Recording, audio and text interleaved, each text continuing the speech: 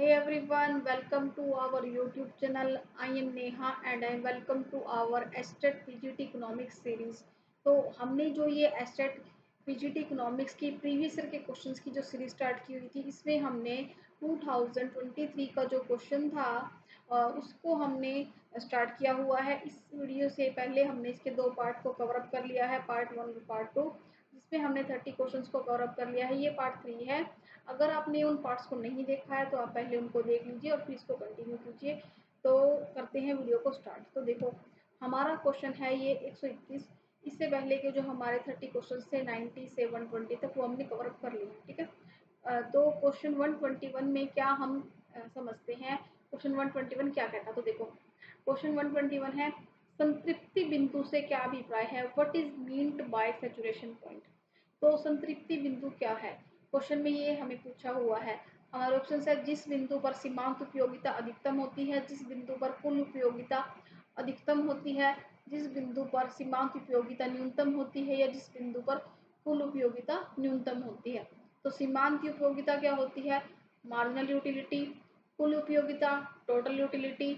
सीमांत उपयोगिता वही मार्जिनल, और ये टोटल यूटिलिटी। यहाँ पर क्या है, देखो, सैचुरेशन पॉइंट वो पॉइंट होता है जब हम यूटिलिटी एनालिसिस का करते हैं, जहाँ हमारी जो मार्जिनल यूटिलिटी होती है वो बिल्कुल ज़ीरो हो जाती है। मतलब कि जहाँ हमारी मार्जिनल यूटिलिटी ज़ीरो हो जाए और टोटल यूटिलिटी मैक्सिमम हो जाए, तो वो हमारी कंडीशन क्या हो जाएगी, सैचुरेशन पॉइंट, यानी कि संतृप्ति बिंदु। संतृप्ति बिंदु यहाँ पर क्या होगा, जहाँ पर वो टर्म है, ये एक ऐसी टर्म है, सैचुरेशन पॉइंट, संतृप्ति बिंदु वो टर्म है, वो एक स्थिति है जहाँ पर हमारी मार्जिनल यूटिलिटी यानी कि सीमांत उपयोगिता ज़ीरो है, शून्य है, और टोटल यूटिलिटी कुल उपयोगिता अधिकतम है। जब हमारी जो मार्जिनल यूटिलिटी है वो जब ज़ीरो होती है, तो हमारी जो टोटल यूटिलिटी है वो हमारी मैक्सिमम हम देख भी पा रहे हैं। क्योंकि यहाँ पर क्या है, किसी भी वस्तु की अतिरिक्त खपत से सीमांत उपयोगिता नेगेटिव हो जाएगी। मतलब जब हम किसी भी चीज़ की एक एडिशनल यानी कि एक अतिरिक्त इकाई का उपयोग करते हैं, तो हमारी जो मार्जिनल यूटिलिटी है वो नेगेटिव हो जाएगी। इससे हमारी जो कुल उपयोगिता यानी कि जो टोटल यूटिलिटी है वो घट जाएगी। अगर हम इसको और मार्जिनल यूटिलिटी में एक एडिशनल यूनिट और बढ़ा देते हैं, तो हमारी टोटल यूटिलिटी जो हमारी कुल उपयोगिता है वो डिक्रीजिंग होना स्टार्ट हो जाएगी। ठीक है। तो ये हमारा क्वेश्चन, इसका आंसर हो जाएगा जब हमारी, इसका आंसर हमारा हो जाएगा जब हमारी कुल उपयोगिता अधिकतम होती है, और ये इसका आंसर हो जाएगा। लेकिन यहाँ पर ये नहीं लिखा हुआ कि इसके साथ जब हमारी MU ज़ीरो होती है, तो इसमें ये इसका क्वेश्चन के अकॉर्डिंग इसका आंसर सेकंड हो जाएगा। ठीक है। फिर है हमारा 122 क्वेश्चन, नेक्स्ट क्वेश्चन। इसमें क्वेश्चन है, एकाधिरात्मक प्रतियोगिता में कौन सी विशेषता नहीं है, यानी कि जो मोनोपोलिस्टिक कंपटीशन है उसमें कौन सी करेक्टरिस्टिक्स नहीं है, नोट पूछा हुआ है। एकाधिकारात्मक प्रतियोगिता में कौन सी विशेषता नहीं है, यानी कि जो, देखो, मोनोपोलिस्टिक मार्केट क्या होती है, सबसे पहले हम समझते हैं, जहां पर बहुत सारे सेलर्स होते हैं और मार्केट बहुत बड़ी होती है। हमें बहुत सारे एक ही चीज़ के बहुत सारे अलग अलग डिफरेंट डिफरेंट जो ब्रांड्स हैं उनके प्रोडक्ट्स मिलते हैं। जैसे कि मैंने यहाँ एग्जांपल के तौर पे टूथपेस्ट की एक पिक लगाई हुई है, जिसमें हमारे पास अलग अलग ब्रांड्स के टूथपेस्ट है। आपको, किसी को कोई टूथपेस्ट पसंद है, किसी को कोई टूथपेस्ट पसंद है, तो वो हमारी अपनी अपनी एक चॉइस है। क्योंकि हम कंज्यूमर्स है, कंज्यूमर क्या होता है, रैशनल होता है, उसके पास सोचने के लिए, समझने के लिए, चूज करने के लिए बहुत सारे ऑप्शन होते हैं। तो जो मोनोपोलिस्टिक कंपटीशन होता है, वहाँ क्या होते हैं, वहाँ क्या होते हैं, प्रोडक्ट क्या होते हैं, डिफ्रेंशिएटेड होते हैं। मतलब जो हमारे जो प्रोडक्ट होते हैं वो अलग अलग होते हैं, एक से नहीं होते, समान नहीं होते। इसलिए जो एकाधिकार प्रतियोगिता होते हैं उसमें क्या होते हैं, उसकी कौन सी कंडीशन पूछे, उसमें कौन सी जो करेक्टरिस्टिक्स है वो नहीं होती। मतलब कि उसमें आइडेंटिटिकल प्रोडक्ट नहीं होते, उसमें डिफरेंट प्रोडक्ट होते हैं, डिफरेंट डिफरेंट प्रोडक्ट होते हैं। जैसे कि हमने यहाँ देख लिया कि प्रोडक्ट्स आर डिफरेंटेड, डिफरेंशिएटेड, यानी कि प्रोडक्ट क्या होते हैं, अलग अलग होते हैं, समान नहीं होते। तो इसका आंसर हमारा हो जाएगा आइडेंटिकल प्रोडक्ट, यानी कि वस्तु समरूप नहीं होती, वस्तु समरूप नहीं होती, वस्तु अलग अलग तरह की होती है। ठीक है। फिर है हमारा नेक्स्ट क्वेश्चन। इसमें क्या है, क्वेश्चन में पूछा हुआ है, एक समुत्पत्ति वक्र पर यानी कि आइंसो क्वांट कर्व पर क्या होता है। तो ऑप्शन है उत्पत्ति की मात्रा स्थिर एवं साधन अनुपात परिवर्तनशील होते हैं। उत्पत्ति की मात्रा और साधन अनुपात दोनों स्थिर होते हैं। उत्पत्ति की मात्रा तथा साधन अनुपात दोनों परिवर्तनशील होते हैं, यानी कि वेरिएबल होते हैं। उत्पत्ति की मात्रा परिवर्तनशील एवं साधन अनुपात स्थिर होते हैं, यानी कि जो क्वांटिटी ऑफ प्रोडक्शन है वो वेरिएबल है और जो साधन है यानी कि जो फैक्टर्स है वो कांस्टेंट है। तो देखो हम समझते हैं आइसोक्वांट कर्व को। तो आइसोक्वांट कर्व में क्या है, the quantity of production is constant, जो प्रोडक्ट की क्वांटिटी है वो कहते हैं कांस्टेंट होती है, यानी कि स्थिर होती है। और फैक्टर रेशियो क्या होता है, कॉम्बिनेशन होता है, वो अलग अलग तरीके से वेरी करता है, मतलब घटा भी सकते हैं हम उसको, बढ़ा भी सकते हैं, वो डिफरेंट डिफरेंट केस में वेरी कर सकता है। तो इसमें क्या आंसर हो जाएगा हमारा, उत्पादन की मात्रा स्थिर है, यानी कि जो हमारे क्वांटिटी है प्रोडक्शन की वो स्थिर है, फिक्स है, ठीक है, यानी कि कांस्टेंट है। और कारक अनुपात यानी कि जो हमारे फैक्टर्स होते हैं वो क्या है, परिवर्तनशील है, वेरिएबल्स है, ठीक है। तो समुत्पाद वक्र पर यानी कि आइसोक्वांट वक्र पर उत्पादन की मात्रा स्थिर है, जबकि कारक अनुपात इनपुट्स क्या है, उनका जो कॉम्बिनेशन होता है वो अलग अलग हो सकता है। तो हमारा इसका जो आंसर हो जाएगा वो हो जाएगा फर्स्ट, यानी कि उत्पत्ति की मात्रा स्थिर तथा साधन अनुपात परिवर्तनशील होते हैं। अब देखो हमें एक ऐसा एक सेटअप तैयार करना है कि वहाँ हमें एक पर्टिकुलर कॉम्बिनेशन के अंदर इतने लेबर्स लगा के, इतनी कैपिटल लगा के हमें वो काम तैयार करना है। तो वहाँ हम किस तरीके से लेबर्स को यानी कि जो हमारे फैक्टर्स है उसको घटा सकते हैं, बढ़ा सकते हैं। तो इस तरीके से हम इसको कंबाइंड करते हैं। नेक्स्ट क्वेश्चन है, बेरोजगारी के मापन में मानक मानव वर्ष से क्या अभिप्राय है, what is meant by standard person year in measurement of unemployment. तो देखो अनएम्प्लॉयमेंट का मतलब क्या होता है, बेरोजगारी। ये एक पूरा कंप्लीट टॉपिक है हमारा, जिसमें हम टाइप्स ऑफ अनएम्प्लॉयमेंट पढ़ते हैं, किस किस तरीके से अनएम्प्लॉयमेंट होता है, हमारे कंट्री में कितनी तरह की अनएम्प्लॉयमेंट पाई जाती है, कौन लोग अनएम्प्लॉयमेंट की कैटेगरीज में आते हैं। ये पूरा कंप्लीट टॉपिक है जो कि हमारा सिलेबस का भी पार्ट है, एस्टेट और एचपीएससी में दोनों में। तो इसमें एक टर्म है मानक मानव वर्ष यानी कि स्टैंडर्ड पर्सन ईयर, मतलब कि अनएम्प्लॉयमेंट के जो मेजरमेंट है उसमें स्टैंडर्ड पर्सन ऑफ ईयर से आप क्या समझते हैं। तो ऑप्शन है 6 घंटे प्रतिदिन के हिसाब से 261 दिन का रोजगार, 8 घंटे प्रतिदिन के हिसाब से 273 दिन का रोजगार, 10 घंटे प्रतिदिन के हिसाब से 313 दिन का रोजगार और 4 घंटे प्रतिदिन के हिसाब से 365 दिन का रोजगार। तो देखो हमें पता है कि एक साल में यानी कि 1 ईयर में 365 डेज होते हैं। तो यहाँ पर मानक मानव वर्ष पूछा हुआ, तो अब एक आपको ये बता कि कोई भी जो काम करने के लिए ऑर्गेनाइजेशन होती है या कोई भी गवर्नमेंट फर्म होती है, किसी भी तरह की गवर्नमेंट स्कीम रहती है, उसमें वो complete days full days provide work नहीं करती, कुछ ना कुछ दिन को वो लेस करके ही उनको वर्क प्रोवाइड करते हैं। तो बेसिकली क्या होता है कि किसी भी काम को करने के लिए 8 आवर्स जो उन्होंने मेजर किए हैं वो एफिशिएंट है, इनफ है। तो इसका आंसर हो जाएगा 273 दिन रोजगार 8 घंटे प्रतिदिन, यानी कि प्रतिदिन 8 घंटे की दर से 273 दिन का रोजगार। यानी कि जो स्टैंडर्ड कंसेप्ट है स्टैंडर्ड पर्सन ईयर, एक मानक व्यक्ति वर्ष को अक्सर पूर्णकालिक वर्ष यानी कि जो एक कंप्लीट फुल वर्किंग ईयर होता है उसके रूप में डिफाइन किया गया है, जो आम तौर पर प्रतिदिन काम किए गए, मतलब कि जो हम डेली डेली काम करते हैं, काम किए गए दिनों और घंटों की एक निश्चित संख्या पर विचार करता है। मतलब कि जो हम रेगुलर जो दिन में काम करते हैं उसके एक पर्टिकुलर आवर्स की जो नंबर्स है उस पर ये काम करता है। मानक व्यक्ति वर्ष के लिए सामान्य माप प्रतिदिन 8 घंटे की पूर्णकालिक अनुसूची पर आधारित है, मतलब कि 8 घंटे का जो वर्किंग आवर्स है उस पर ये डिपेंड करता है। तो इसका आंसर हमारा हो जाएगा 8 आवर्स 273 डेज। ये है हमारा कंसेप्ट स्टैंडर्ड पर्सन ईयर यानी कि मानक व्यक्ति वर्ष, ठीक है। अब ये जो एक हमें मैचिंग दी हुई है इलास्टिसिटी ऑफ डिमांड यानी कि जो कॉम्बिनेशन है गुड्स का, normal good, essential goods, inferior goods, इनकी मैचिंग दी हुई है। ये इनकम इलास्टिसिटी है और ये नेचर ऑफ गुड्स है, यानी कि जब हमारी इनकम इलास्टिसिटी 0 होती है तो किस तरह के जो गुड्स होते हैं उनमें 0 होती है, किस तरह के गुड्स में पॉजिटिव होती है और किस तरह के गुड्स में नेगेटिव होती है। तो देखो यहाँ पर इसको हम इस तरीके से समझते हैं। तो जीरो इनकम इलास्टिसिटी क्या होती है, ये किस तरीके के गुड्स में देखे जाते हैं, whose demand does not change with change in income, मतलब कि इनकम में चेंज होने पर उनके डिमांड में बिल्कुल भी चेंज नहीं आता, वो है असेंशियल गुड्स, यानी कि हमारे ज़रूरत की चीज़ें यानी कि आवश्यकता की चीज़ें, एसेंशियल गुड्स। तो ये क्या है, बिल्कुल ठीक है सुनने से। फिर है पॉजिटिव यानी कि positive elasticity of demand. Positive elasticity of demand यानी कि income demand refers to goods for which demand is increase as income increase. मतलब जैसे ही हमारी इनकम यानी कि आय, हमारी इनकम बढ़ती है, आय बढ़ती है, वैसे ही जो हमारे डिमांड है उस चीज़ को लेके, डिमांड है यानी कि मांग है, मांग भी बढ़ जाएगी। मतलब वो क्या होगी, नॉर्मल गुड्स, किसी भी चीज़ की नॉर्मल जो गुड्स होते हैं यानी कि एसेंशियल गुड्स होते हैं, उन वो बढ़ जाएंगे। तो इसका क्या है, पॉजिटिव रिलेशन हो गया, पॉजिटिव इनकम इलास्टिसिटी। तो ये नॉर्मल गुड्स में हो गई, ये बिल्कुल, ये भी मैच बिल्कुल ठीक है।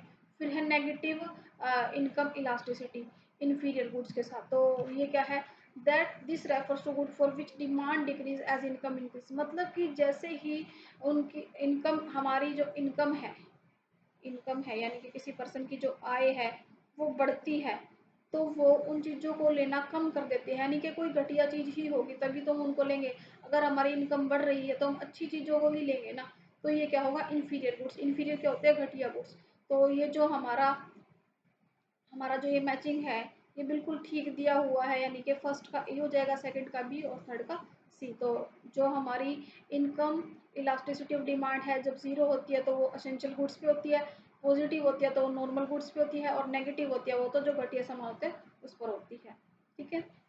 उसके बाद है हमारा नेक्स्ट क्वेश्चन। इसमें पूछा हुआ है, प्रत्येक अर्थव्यवस्था के समक्ष तीन प्रमुख समस्याएं होती है जिनका संबंध क्या, कैसे और किसके लिए किसके लिए होता है। यह कथन किस में से अर्थशास्त्री ने दिया है। मतलब कि किस इकोनॉमिस्ट ने कहा था कि इकोनॉमी में जो प्रॉब्लम है, every economy faces three major problems which are related to how and for whom the statement is which of the following economics. मतलब किस अर्थशास्त्री से ये जो परिभाषा है संबंधित है। मतलब कि अर्थव्यवस्था में जैसे हम पढ़ते हैं कि इकोनॉमी की प्रॉब्लम है कि हम किसके लिए क्या प्रोड्यूस करें, कैसे प्रोड्यूस करें, कितनी मात्रा में करें। तो ये जो स्टेटमेंट दी थी, ये दी थी सैमुअल्सन ने। तो देखो, Samuelson is a well known identifying and explaining fundamental economic problem, what to produce, how to produce, for whom to produce. मतलब सैमुअल्सन ने ही, पॉल सैमुअल्सन ने कहा था कि क्या उत्पादन करे, कैसे उत्पादन करे और किसके लिए करे। मतलब हम देखते हैं, हम अगर किसी पर्टिकुलर जगह पर जाते हैं तो हम वहाँ देखते हैं कि वहाँ के लोगों को किस किस चीज़ की ज़रूरत है। फिर हम देखेंगे कि उनके लिए हम उन चीज़ों को कैसे कैसे अवेलेबल या प्रोवाइड कर सकते हैं। फिर हम देखते हैं कि उसका उत्पादन या उस चीज़ को हम कहाँ से लेके आएंगे कि हम उनकी जो वो रिक्वायरमेंट है उनको पूरा कर सकें। तो इस तरह से हम इस कॉन्सेप्ट को समझते हैं कि ये जो फंडामेंटल इकोनॉमिक प्रॉब्लम है, जो किसके लिए प्रोड्यूस करे, कैसे प्रोड्यूस करे और कैसे किस तरीके से प्रोड्यूस करे और क्या करे, ये हमारी जो कॉन्सेप्ट है ये दिया था सैमुअल्सन ने। नेक्स्ट क्वेश्चन है, संगठित क्षेत्रक यानी कि ऑर्गेनाइज्ड सेक्टर से आप क्या समझते हैं। तो देखो, सबसे पहले इसमें ये जो तीन पार्ट्स दिए हुए हैं उनमें से ये बताना है कि हमें कौन से ये जो तीन पार्ट्स हैं या तीन जो टॉपिक्स, तीन जो इन्होंने पॉइंट्स दिए हैं वो संगठित क्षेत्र में इंक्लूडेड है। तो पहला ऑप्शन है सभी सार्वजनिक क्षेत्र क्षेत्रक प्रतिष्ठान, यानी कि जितने भी पब्लिक सेक्टर है, पब्लिक सेक्टर एस्टेब्लिशमेंट है, वो 10 या अधिक कर्मचारियों को रोजगार देने वाले निजी क्षेत्रक प्रतिष्ठान, यानी कि 10 ऐसे प्राइवेट सेक्टर जो 10 मतलब ऐसे प्राइवेट सेक्टर जो 10 से ज़्यादा लोगों को एम्प्लॉयमेंट दे रहे हैं, कम से कम 2 व्यक्तियों द्वारा एक साथ कार्य करना।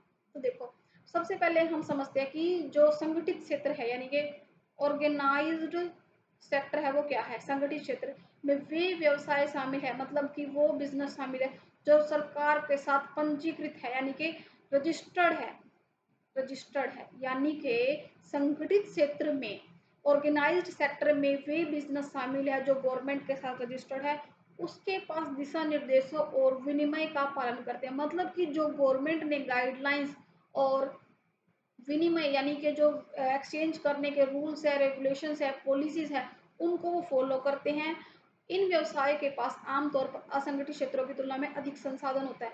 मतलब कि जो ये ऑर्गेनाइज सेक्टर होते हैं, एक तो ये गवर्नमेंट के साथ रजिस्टर्ड होते हैं, और ये जो गवर्नमेंट के जो रूल्स रेगुलेशंस होते हैं, पॉलिसीज होती हैं, जो भी कानून होते हैं उनको फॉलो करते हैं। और इनके पास ना जो अनऑर्गेनाइज सेक्टर है, मतलब कि जिन्होंने गवर्नमेंट के साथ रजिस्टर नहीं किया हुआ, उनके कंपैरेटिवली इनके पास ज़्यादा रिसोर्सेज होते हैं और ज़्यादा एम्प्लॉयज़ होते हैं, पैसा होता है, और जो इनके एम्प्लॉयज़ होते हैं वो ज़्यादा एफिशिएंट, एडवांस और स्किल्ड होते हैं। तो ऑर्गेनाइज्ड सेक्टर में क्या होगा, ये दो पॉइंट्स आ जाएंगे। ऑल पब्लिक सेक्टर एस्टेब्लिशमेंट, यानी कि जो भी सार्वजनिक क्षेत्र प्रतिष्ठान, जो भी गवर्नमेंट से एस्टेब्लिशमेंट है, जो रजिस्टर्ड है, 10 या 10 से अधिक, मतलब वो प्राइवेट सेक्टर जिसने 10 से ज़्यादा लोगों को रोजगार दे रखा है। फिर थर्ड पॉइंट में देखो, मैं इसको, ये गलत क्यों है इसका रीज़न बताती हूँ। कम से कम 2 व्यक्ति द्वारा एक साथ कार्य करना, मतलब कि देखो, जब 2 या 2 से ज़्यादा व्यक्ति एक साथ कार्य करेंगे, ज़रूरी नहीं है कि वो उसको रजिस्टर्ड कराए, वो मिलकर पार्टनरशिप भी कर सकते हैं, ठीक है, साझेदारी व्यवसाय भी कर सकते हैं, वो मिलकर कुछ और काम भी कर सकते हैं, वो मिलकर किसी चीज़ के बारे में डिस्कस भी कर सकते हैं, घर पर दुकान भी चला सकते हैं, और भी बहुत सारे काम हैं। लेकिन वो एक ऑर्गेनाइज्ड तरीके से, एक सिस्टमेटिक वे से काम नहीं कर रहे, वो अपने तरीके से काम कर रहे हैं, ना उन्होंने अपने आप को गवर्नमेंट से रजिस्टर कराया, तो वो संगठित क्षेत्र में नहीं आएगा। तो इसका आंसर हो जाएगा जो हमारा फर्स्ट और सेकंड ऑप्शन है दोनों, यानी कि हमारा सेकंड ऑप्शन इसका हमारा करेक्ट आंसर हो जाएगा, सेकंड ऑप्शन। ठीक है, तो अब देख रहे हैं आप, ये ऑर्गेनाइज सेक्टर है, ऑर्गेनाइज सेक्टर यानी कि संगठित क्षेत्र है, ये संगठित क्षेत्र है। ठीक है, यहाँ पर एक प्रॉपर तरीके से लोग काम कर रहे हैं, मतलब कि इनके ऊपर एक इनका मैनेजर होगा, फिर इनका एचआर होगा, वो इनको सिस्टमेटिक तरीके से गाइडलाइंस देगा। यहाँ पर इनका एक सीनियर होगा जो इनको बताएगा कि किस तरीके से उनको काम करना है, सिविल इंजीनियर्स हो गए, तो वो इनको यहाँ पर टाइम टू टाइम प्रोवाइड करते हैं इंफॉर्मेशन। नेक्स्ट क्वेश्चन है हमारा, अधिमापन का संबंध किससे नहीं है, यहाँ पर कंडीशन क्या पूछी है, नहीं है। Scale of preference is not related to, देखो प्रेफरेंस की बात आ गई, प्रेफरेंस की बात आ गई यहाँ पर, तो यहाँ पर हम प्रेफरेंस से क्या समझते हैं, तो हम किस चीज़ को, किसी चीज़ की प्रेफरेंस को किस तरीके से स्केल में, रैंकिंग में करते हैं। तो सबसे पहले देखते हैं consumers taste and preference, indifferences curve, consumer satisfaction, the price of the item. तो ये तीनों कंडीशन क्या है, हम किस में करते हैं, इंडिफरेंसेस कर्व में। इंडिफरेंसेस कर्व जब हम यूटिलिटी एनालिसिस में करते हैं, तो यहाँ पर जब हम ऑर्डिनल यूटिलिटी के अकॉर्डिंग, यानी कि जो हम रैंकिंग करते हैं ऑर्डिनल यूटिलिटी के अकॉर्डिंग, कि किस चीज़ को हमारी, जो हमारी सबसे फेवरेट चीज़ है उसको हम पहले रखेंगे, उसके बाद जो हमें दूसरी पसंद है, फिर तीसरी, पर्टिकुलर हम उस चीज़ को रैंकिंग में एक ऑर्डर में रखते जाएंगे। ठीक है, तो सबसे पहले हम देखते हैं कि जो हमारे को सबसे ज़्यादा पसंद है, हम उस चीज़ को करना है, उस काम को करना सबसे पहले पसंद है, फिर उसके बाद में हम सेकंड प्रेफरेंस रखते हैं, फिर थर्ड रखते हैं। इसी की हेल्प से हमारा इंडिफरेंस कर्व बनता है। इंडिफरेंस कर्व से ही कंज्यूमर को क्या है, एक सेटिस्फेक्शन लेवल मिलता है। तो इसमें स्केल ऑफ प्रेफरेंस इसमें रिलेटेड नहीं है, the price of the item, यहाँ पर इस चीज़ का कोई एग्जिस्टेंस ही नहीं होता, वस्तु की कीमत का इससे कोई भी लेना देना नहीं है। तो अधिमापन के संबंध में या अधिमान के, मतलब कि स्केल ऑफ प्रेफरेंस के संबंध में वस्तु की कीमत से इसका कोई रिलेशन नहीं है। तो इसका आंसर हमारा फोर्थ हो जाएगा। ठीक है, अब है हमारा 129 क्वेश्चन। इसमें देखो क्वेश्चन क्या कह रहा है, कंसीडर द स्टेटमेंट्स, यानी कि हमें कथन और कारण दिया हुआ है, स्टेटमेंट दी हुई है और रीजन दिया हुआ है। आधुनिक लागत के सिद्धांत में एसी यानी कि एवरेज कॉस्ट के यू आकार की न होकर एल आकार की होती है, यानी कि जो हमारी मॉडर्न कॉस्ट थ्योरी है उसमें जो हमारी एसी है वो यू शेप की ना होकर एल शेप की होती है। इसका कारण क्या दिया हुआ है, टेक्नोलॉजी में सुधार, यानी कि जो टेक्नोलॉजी आई है, नए नए जो इम्प्रूव हुआ है, उसमें जो रिफॉर्म हुआ है, रिफॉर्म सुधार करके ह्रासमान प्रतिफल, यानी कि जो डिमिनिशिंग रिटर्न है उसकी क्रियाशीलता एवं प्रवृत्ति को रोका जा सकता है। Bye improving technology efficiency and trend of diminishing returns can be stopped. तो यहाँ पर हमें स्टेटमेंट दी हुई है, इसके जो फर्स्ट है, मतलब कि जो स्टेटमेंट सही है लेकिन इसका जो रीज़न है वो गलत है, दोनों दोनों ही गलत है, मतलब बोथ आर रॉन्ग। और कथन एवं कारण दोनों सही है, कारण कथन की उपयुक्त व्याख्या नहीं करता, मतलब ठीक तो है ये दोनों, लेकिन ये इससे पर्टिकुलरली इससे जस्टिफाई नहीं करता। और फोर्थ है, कथन एवं कारण दोनों सही है, और जो ये रीज़न है वो इसकी कंप्लीटली स्टेटमेंट को एक्सप्लेन करता है। तो देखो, जैसे कि हमें पता है कि जो हमारा जो लॉन्ग रन एवरेज कॉस्ट का जो कर्व है, लागत का आधुनिक सिद्धांत किसने दिया था, जॉर्ज टिगलर ने दिया था, और पोर्सियानीज लैंगस्टर इनसे जुड़े हैं, मतलब कि जो हमारा लॉन्ग रन एवरेज कॉस्ट है, ठीक है, एवरेज कॉस्ट कर्व इससे जुड़ा है। इसका जो शेप है, मतलब कि हमें मॉडर्न कॉस्ट अकॉर्डिंग की बात कर रहे हैं, इसके अनुसार लॉन्ग टर्म में ये एल आकार का होता है। लॉन्ग टर्म की बात कर रहे हैं, लॉन्ग टर्म में ये एल आकार का होता है, ठीक है। और इसके आकार को प्रभावित करने वाला जो कारक होते हैं, यानी कि जो फैक्टर्स होते हैं, वो उत्पादन तथा प्रबंधकीय दीर्घकालिक व्यवहार को सीखने की तकनीकी प्रगति के लिए जिम्मेदार होते हैं। तो वो आ गई ना बात की, जब हम टेक्निकल का यूज़ करते हैं तो वो इसके लिए कहीं ना कहीं रिस्पॉन्सिबल है। लेकिन जो पारंपरिक यानी कि जो क्लासिकल होते हैं, यानी कि जो ओल्ड इन्फ्लुएंस होते हैं, यानी कि जो यहाँ पर मॉडर्न की तो बात हो गई, लेकिन जो ये पारंपरिक यानी कि जो पारंपरिक तरीके से लागत सिद्धांत में दीर्घकालीन जो औसत यू आकार के होते हैं, जो जो एवरेज कॉस्ट होता है वो यू शेप का होता है। यानी कि जो ट्रेडिशनल कॉस्ट थ्योरी होती है, यानी कि जो ट्रेडिशनल कॉस्ट थ्योरी है उसमें जो हमारा एसी कर्व होता है वो यू आकार का होता है, लेकिन मॉडर्न कॉस्ट थ्योरी में जो हमारा एवरेज कॉस्ट कर्व होता है वो एल शेप का होता है। आधुनिक लागत सिद्धांत यानी कि जो मॉडर्न कॉस्ट थ्योरी है एवरेज कॉस्ट की, उसमें अल्पकालिक यानी कि जो शॉर्ट टर्म अल्पकालिक यानी कि जो शॉर्ट टर्म और परिवर्तनीय लागत वेरिएबल कॉस्ट पर तस्त्री आकार का होता है, यानी कि जो सोशल शेप है, यानी कि इस तरह का हो जाता है ये, मतलब कि इस तरह का हो जाता है।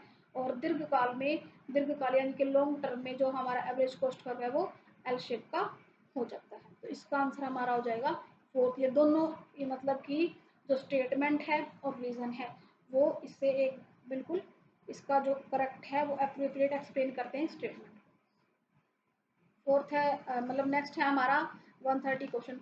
Consider the following statement regarding market price and normal price, यानी कि बाजार कीमत और सामान्य कीमत के संबंध में निम्नलिखित कथनों पर विचार कीजिए। हमारा फर्स्ट पार्ट है, बाजार कीमत अति अल्पकाल और सामान्य कीमत दीर्घकाल से संबंधित होती है। यानी कि जो मार्केट प्राइस है वो वेरी शॉर्ट टर्म यानी कि बहुत ही छोटे टाइम से प्रभावित है, मतलब रिलेटेड है। और जो हमारी सामान्य कीमत यानी कि नॉर्मल प्राइस है वो दीर्घकाल से लॉन्ग टर्म से रिलेटेड है, ठीक है। बाजार कीमत के निर्धारण में मांग पक्ष की प्रार्थना प्रधान भूमिका होती है, यानी कि जो डिमांड साइड है, डिमांड साइड प्ले करती है मेन रोल मार्केट प्राइस में, और सामान्य कीमत में पूर्ति से अधिक प्रभावित होती है, जबकि जो हमारी नॉर्मल प्राइस है वो सप्लाई से ज़्यादा इन्फ्लुएंस होती है। तो ये इसके जो करेक्ट है वो ऑप्शंस दिए हुआ है कि दोनों ठीक है, दोनों मतलब दोनों सही है। और जो सेकंड पार्ट है वो फर्स्ट की कंप्लीटली एक्सप्लेन करता है स्टेटमेंट को, और सेकंड ऑप्शन दिया हुआ है दोनों कथन सही है, यानी कि दोनों स्टेटमेंट ठीक है। लेकिन जो सेकंड स्टेटमेंट है वो फर्स्ट की को सही से एक्सप्लेन नहीं करता, और थर्ड है फर्स्ट सही है और फोर्थ है सेकंड सही है। तो देखो यहाँ पर क्या है, बाजार मूल्य यानी कि जो हमारा मार्केट प्राइस है तत्काल आपूर्ति और मांग की स्थितियों से प्रभावित होता है। यानी कि जो हमारा मार्केट प्राइस है वो तत्काल इंस्टेंट आपूर्ति यानी कि आपूर्ति मांग यानी कि सप्लाई की कंडीशन से वो डिफाइन होता है। और अल्पावधि में शॉर्ट टर्म में इसमें उतार चढ़ाव होते हैं, यानी कि इसमें जो फ्लक्चुएशंस है, अल्पावधि का मतलब शॉर्ट टर्म, इसमें उतार चढ़ाव हो सकता है। दूसरी ओर सामान्य कीमत यानी कि जो हमारे नॉर्मल प्राइस है, सामान्य कीमत लंबी अवधि में निर्धारित अधिक स्थिर कीमत को संदर्भित करते हैं, यानी कि जो लॉन्ग टर्म में अधिक स्थिर कीमत है, फिक्स्ड जो प्राइस है उसको डिफाइन करते हैं, जो अक्सर प्रभावित जो अक्सर उत्पादन लागत तकनीकी परिवर्तनों जैसे दीर्घकालिक कारकों से प्रभावित होते हैं। और सेकंड जो हमारा कथन है, सेकंड जो स्टेटमेंट है वो क्या कहता है, बाजार मूल्य वास्तव में वर्तमान मांग यानी कि जो मार्केट प्राइस है, वो जो मार्केट प्राइस है वो रियलिटी में वर्तमान मांग यानी कि जो हमारी करंट डिमांड है और सप्लाई है उसकी गतिशीलता, उसकी जो एक्टिवनेस है उस पर काफ़ी हद तक मतलब मोस्ट ऑफ प्रोबेबली उस पर डिपेंड करता है। सामान्य कीमत नॉर्मल प्राइस आपूर्ति से प्रभावित होने के साथ साथ उत्पादन लागत प्रोडक्शन कॉस्ट बाजार संरचना मार्केट साइज तकनीकी प्रगति टेक्निकल प्रोग्रेस जैसे अन्य दीर्घकालीन कारकों को भी ध्यान रखता है। तो मतलब दोनों जो पॉइंट्स हैं वो अपने आप में ठीक है। और जो सेकंड पॉइंट है अल्पकालीन बाजार मूल्य दीर्घकालीन सामान्य मूल्य के बीच अंतर के लिए स्पष्टीकरण प्रदान करता है। इस प्रकार दोनों जो ये कथन है वो ठीक है, और कथन जो सेकंड है यानी कि सेकंड स्टेटमेंट है वो फर्स्ट को कंप्लीटली एक्सप्लेन करता है, उसकी व्याख्या करता है। तो इसका आंसर हमारा हो जाएगा फर्स्ट। ठीक है, इसका आंसर हमारा फर्स्ट हो जाएगा, इसको मैंने आपको बता ही दिया। ठीक है, अब है हमारा next question, food availability depends, यानी कि जो हमारी खाद्य उपलब्धता है वो किस पर निर्भर करती है? आपूर्ति श्रृंखला पर, खाद्य रक्षित कोष पर, खाद्यान्नों के आयात पर, या इसके जो सही सभी विकल्प यानी कि तीनों है ये ठीक है। Supply chains, food reserves, import of foods grains, all options are right, सभी जो ऑप्शंस है वो सही है। तो देखो, जो हमारी जो खाद्य उपलब्धता है, फूड अवेलेबिलिटी है, वो किससे इन्फ्लुएंस होती है, किससे प्रभावित होती है? जिसमें आपूर्ति श्रृंखला जो भोजन के वितरण को सुनिश्चित करती है, मतलब किस तरह से उसको डिस्ट्रीब्यूट किया जाएगा। वितरण का मतलब होता है किसी चीज का डिस्ट्रीब्यूशन करना, मतलब उसको कैसे कैसे बांटा जाएगा।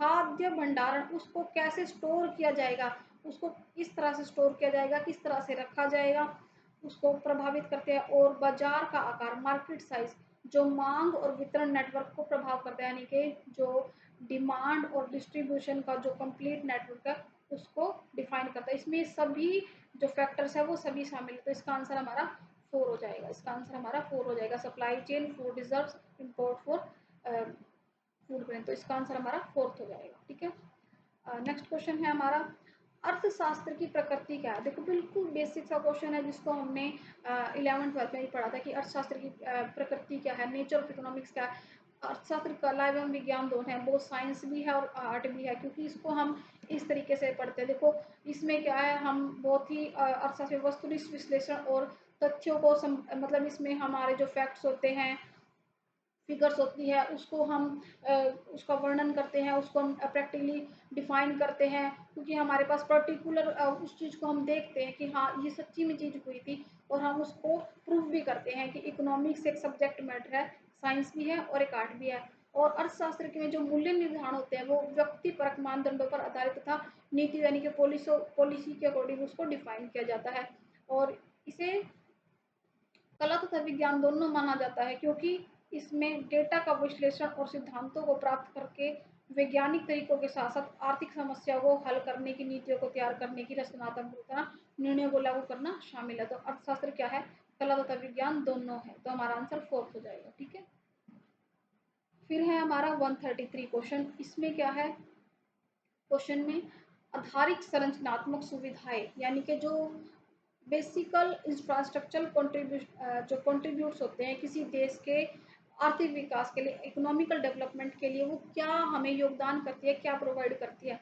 ऑप्शन है उत्पादन के तत्वों की उत्पादकता में वृद्धि करना, increasing in the productivity of food factors of production, राज्य तथा केंद्र सरकारों को स्थायित्व प्रदान करना, प्रोवाइड स्टेबिलिटी, स्टेबिलिटी का मतलब स्थायित्व, इसको स्टेट को और सेंट्रल गवर्नमेंट को। थर्ड है देश की जनता के जीवन की गुणवत्ता में सुधार करके, यानी कि improving the quality of life in the people of the country, मतलब कि जो हमारे देश की जो पब्लिक है उसकी लाइफ को इम्प्रूव करना, स्टैंडर्ड ऑफ लिविंग को इम्प्रूव करना। तो देखो, किसी भी देश का जो इकोनॉमिक डेवलपमेंट होता है उसमें जो इंफ्रास्ट्रक्चर होता है वो क्या भूमिका निभाता है, इसको समझते हैं। तो देखो, जो इंफ्रास्ट्रक्चर होता है वो उत्पादकता बढ़ाकर देश के लोगों को, एक तो उसकी स्टैंडर्ड ऑफ लिविंग को बढ़ाता है। मतलब देखो, अगर किसी जगह पर मेट्रो आ जाती है तो लोग क्या है, मेट्रो से ही तो जाएंगे, बस अब वो बस को अवॉइड करेंगे। लोकल जो ट्रेन होती हैं जो उसी पर्टिकुलर एरिया में चलते हैं, दिल्ली का एग्जाम्पल ले लो। अब क्या है, लोग मेट्रो से ट्रैवल करना ज़्यादा पसंद करते हैं, क्यों? एक तो ट्रैफिक से बच जाते हैं, दूसरा इको फ्रेंडली है, मतलब कि उनको इतना प्रॉब्लम फेस नहीं करनी पड़ती, और उनको बिल्कुल एक तरीके से मतलब एक स्टैंडर्ड ऑफ लिविंग बढ़ गया।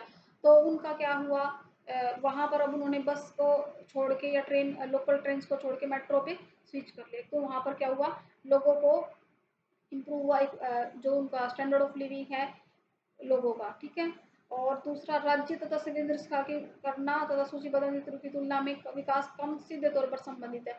यहाँ पर क्या है, देखो वो क्या है, इम्प्रूव कर रही है एक तो लोगों का स्टैंडर्ड ऑफ लिविंग, दूसरा इंक्रीज करे प्रोडक्टिविटी ऑफ फैक्टर्स, मतलब कि फैक्टर्स की प्रोडक्टिविटी को वो इम्प्रूव कर रही है। प्रोडक्टिविटी ऑफ फैक्टर्स मतलब कि और भी वहाँ पर जो फैक्टर्स है जो उन्होंने लगाए हैं उसमें जो प्रोडक्टिविटी है कुछ जो आउटपुट निकल के आ रहा है वो कहीं ना कहीं इंक्रीज हो रहा है। वो ज़रूरी नहीं है कि प्रोवाइड कर रहे हो सेंट्रल को स्टेबिलिटी, क्योंकि वो क्या है, लोगों को एक स्टैंडर्ड ऑफ लिविंग बढ़ा रही है, उनका इम्प्रूव कर रही है स्टैंडर्ड ऑफ लिविंग का। तो इसका हमारा क्या आंसर हो जाएगा, फर्स्ट और सेकंड हमारा जो दोनों है, यानी कि फर्स्ट और थर्ड, सॉरी, सही आंसर क्या हमारा सेकंड, यानी कि जो फर्स्ट और थर्ड है वो ठीक है। सेकंड इसको फुलफिल नहीं करता, सेकंड इसको फुलफिल नहीं करता।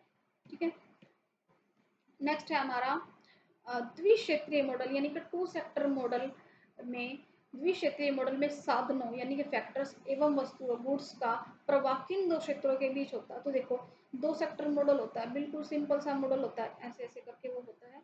उसमें क्या होता है, एक तो एक साइड तो होती है प्रोड्यूसिंग फर्म, एक साइड होते हैं हाउस होल्ड, यानी कि जो परिवार है। तो इसमें क्या है, परिवार होते हैं, उत्पादक फर्में होती है। तो इसका आंसर हमारा हो जाएगा फर्स्ट और सेकंड। तो देखो दो, ये देखो हमने यहाँ पर टू सेक्टर मॉडल है, इसमें एक साइड हाउस होल्ड है, एक साइड ये प्रोड्यूसिंग फर्म्स है।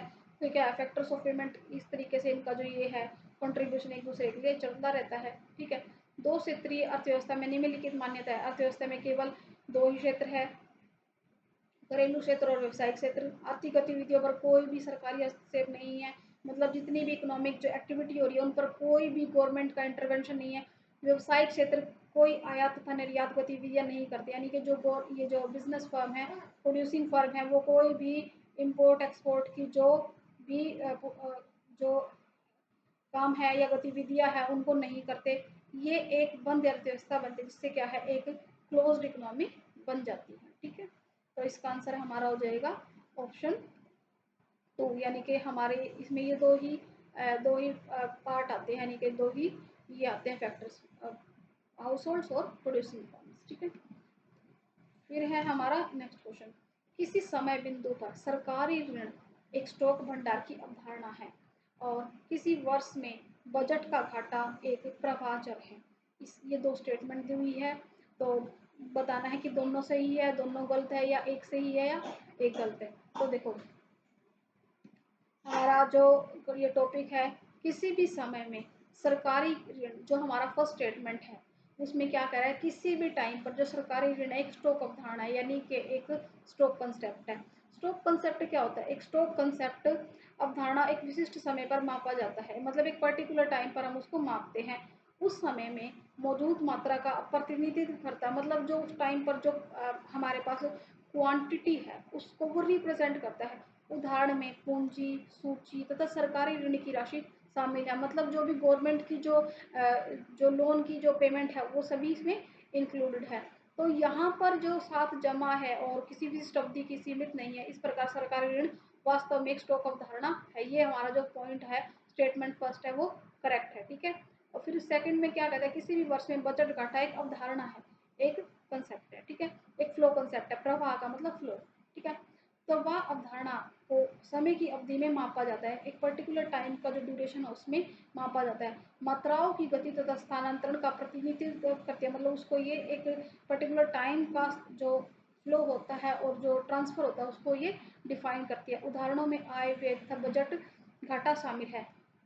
बजट घाटा एक पर्टिकुलर टाइम पर एक फाइनेंशियल ईयर में सरकारी खर्चों और राजस्व यानी कि जो रेवेन्यू उनका जो डिफरेंस होता है उसको डिफाइन करता है। इस प्रकार बजट घाटा एक फ्लो कंसेप्ट है। तो पॉइंट टू हमारा ये भी ठीक है।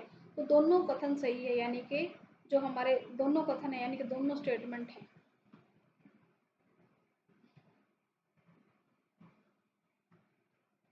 यानी कि जो हमारा दोनों स्टेटमेंट है वो हमारे ठीक है, यानी कि दोनों कथन ठीक है। सेकंड ऑप्शन हमारा ठीक हो जाएगा, हमारा सेकंड ऑप्शन इसका ठीक हो जाएगा। तो देखो ये हमारा आज का जो टॉपिक है ख़त्म हुआ, हमारा ये पार्ट 3 कवर अप हुआ।